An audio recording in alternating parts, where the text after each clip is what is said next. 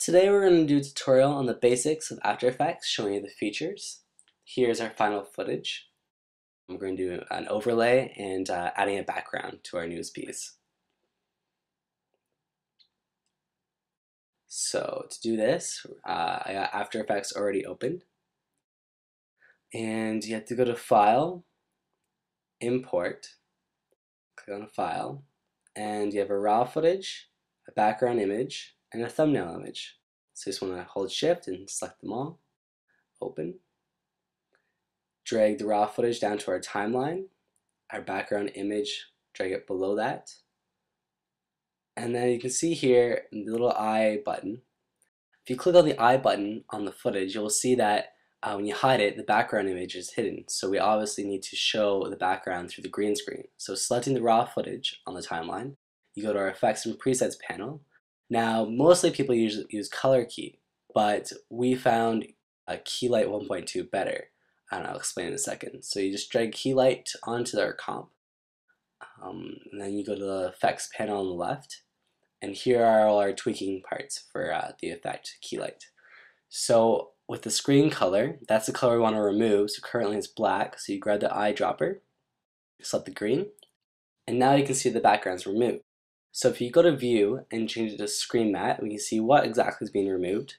So here now, the white shows what's visible, and the black is what's hidden. So obviously we need to make it more fine-tuned. So if you open the Screen Matte and you drag the clip black up, so you'll see it now the black becomes more black, and the clip white down, you'll see the white becomes more dominant. That'll give us a clearer picture.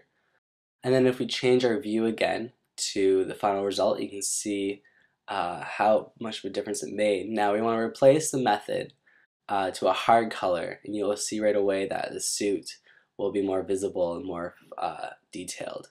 Now the replaced color should be the kind of the grayish green, so that would be the border of the suit and the green background.